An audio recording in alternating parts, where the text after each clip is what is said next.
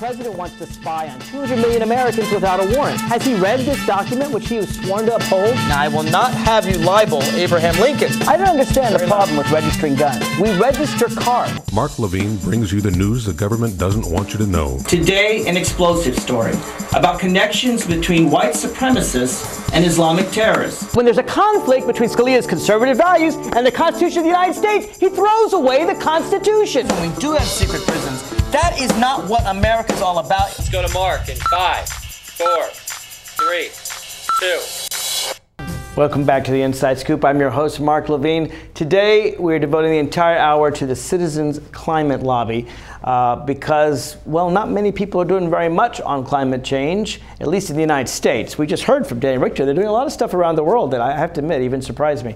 But the question is, what are we doing here? And my next guest is a strategic coordinator for the Citizens Climate Lobby. It's Joseph Robertson. Welcome back. We had a conversation a month ago or so ago. As strategic coordinator, you're coordinating strategy. What the heck does that mean? It means that I do a lot of things. A big part of it is educating volunteers, helping to answer their questions on economics and on legislative process and things like that.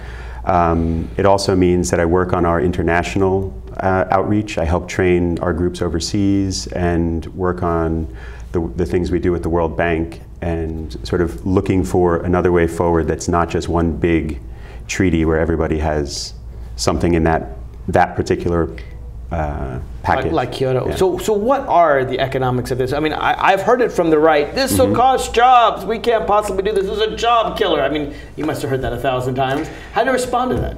Well, it's not a job killer. That's the first thing. It's you go just straight at that and you can show how that is. And fortunately, the study that Danny was talking about earlier from REMI showed that when you put 100% of the revenues back into the everyday economic activities of ordinary Americans, you give that dividend to households, what it does is it causes the Main Street economy to take off. Well, that's true just as a matter of basic economics. It stimulates the economy. It's like a tax cut.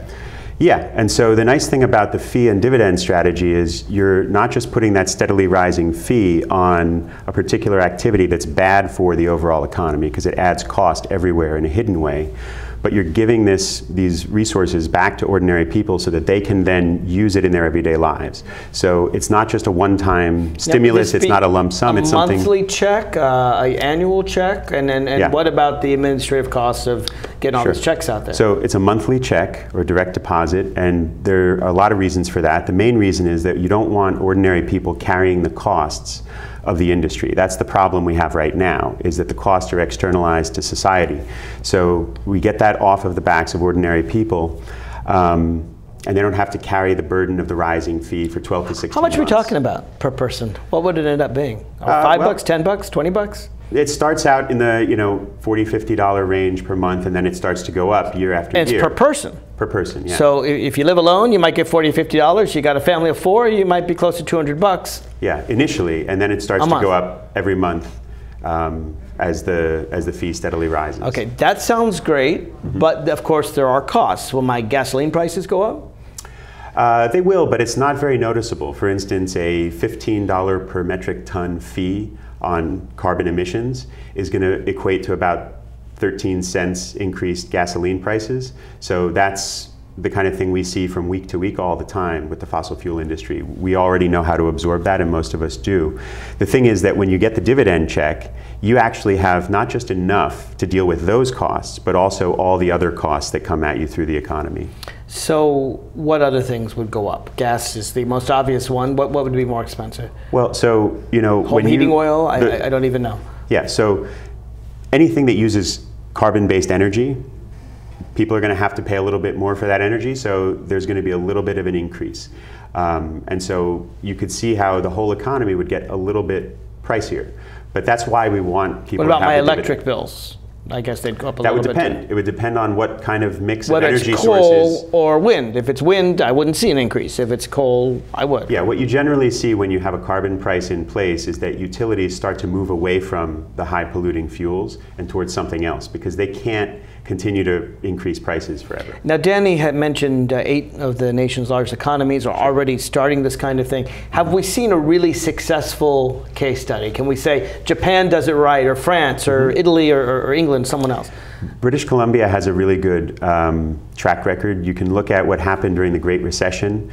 Most of the provinces in Canada experienced what the rest of us experienced, but British Columbia stayed buoyant. It didn't go into deep recession. It didn't have big job losses. Because it had this regular... Because it has a carbon tax policy in place that returns some of the revenues. It's not 100% dividend, but it returns revenues to households in order to make sure that the cost doesn't fall. And you support 100% return. I mean, obviously there'll be some administrative costs, so maybe 98, 99%. Well, the administrative costs are, different estimates would say, if you add these costs on top of the already existing budget, it could be something like anywhere from 0.1% to 3%. Safer estimates are 1% to 2%. But the thing is that what happens when you have a policy like this, you're only going to be putting the fee on a couple thousand entities. The IRS rolls that into its already existing budget. It doesn't need to hire a big new staff. There's no new bureaucracy created or anything like that. Now, you want to reward every man, woman, and child. So you have an infant, you get an extra check. Is that how that works? The way it works is the dividend goes to each household, up to 2 full shares for adults and up to 2 half shares for children under 18. So a total of 3 possible shares for any household. Oh, so if you have a household, you have 7 kids, you still only get three shares. Yeah, because the idea is you want to be able to give people what they need to not be carrying the burden of the fossil fuel industry's costs, but when you have more people in a home, you still have a home of a certain size, so the energy bill doesn't keep increasing exponentially with every person. Now, is this your proposal that you've written down, that CCL has written down and proposed? And if so, how is it similar to or different than Congressman Van Hollen's proposal? So, as you mentioned earlier, Congressman Van Hollen's bill has a cap, it has permits, it has the trading of those permits. It does have 100% dividend, which we like. It does not allow for any offsets for permit holders. It also doesn't allow open trading on speculative financial markets of those permits. Those are all good things. But the Van Hollen bill has a steadily declining cap, which has to be enforced somehow. And we prefer economically and also administratively a steadily rising fee, because we know that the steadily rising fee will disallow that way an increase there's in no pollution. arguments about the cap size. You don't have people saying, aha, it's this. No, it's this. This way the fee rises, and then people can say, well, there's a range. It's from this level to this level. And because what the REMI study showed is that the Main Street economy keeps chugging along and incomes rise, and there's money in the economy to create demand for other things. It's like we have a gas tax right now for the highways, and we've had it for, I don't know, 50 years, quite a long time. Well, because there's this increased economic activity, the industry can actually begin to plan around that rising fee. It's a steady signal that charts a course. So instead of being worried that this is going to kill off their business, they can say, okay, the cost of our business is being revealed openly, and now we can plan more intelligently, make smart investments. Okay, but the argument for cap and trade, and it is an economic argument, it's really it began as a conservative plan, is to basically say that there are some industries that will pollute more than others, but provide these fantastic economic benefits, so much so they'll pay the penalty to pollute a little more, and that's better for the economy, and then the ones who don't pollute will get a little bit back. Why not allow this kind of trading? Well, so when you impose the cap, what you're doing is you're making a statement of purpose. You're saying that here's a new rule and you're going to have to follow that rule.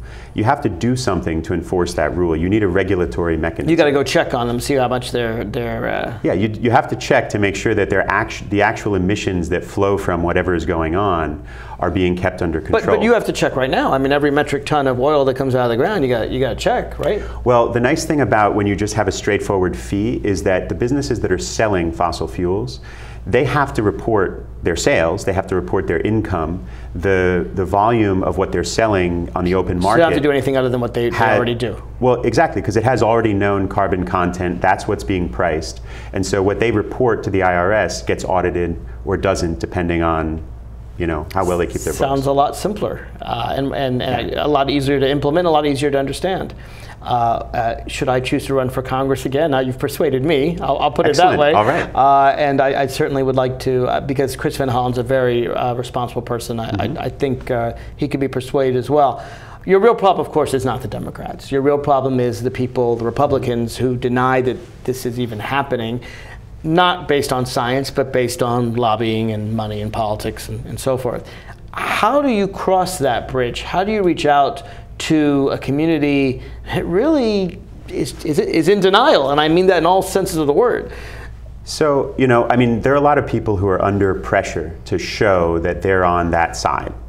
They get a lot of money spent against them if they dare to speak up. Last year, 5 members of the House were targeted with millions of dollars in ads, denouncing them as soft on climate policy. And money speaks in politics. And so there's that pressure.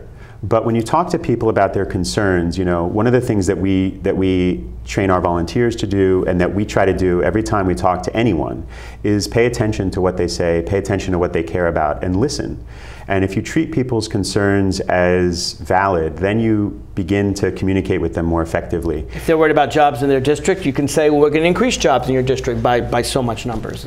Yeah, because when someone sets out to say what they want their policies to achieve, they're not saying, I want to protect an industry or I want to serve some interest that helps my campaign. They're saying, I want to help ordinary people. I want to do the right thing. I want to be on the right side of history. And so they may be under a lot of pressure for certain reasons, but if you can provide people in the legislature with options, with solutions, things they can do that are going to meet their principles and serve the goals that they're after, you can start to build a coalition. We only have about a minute left. I know you wanted to talk about global policy. Sure. I wasn't sure which aspect you wanted to talk about, so I leave it as an open question. What can we do globally? So, right now we're entering into this year, or year and a quarter or so of big global negotiations that are going to lead to what is supposed to be the successor to Kyoto. Kyoto 2. And so everybody's thinking about some big, ball of yarn, some big tangled thing where everybody gets their piece of the pie.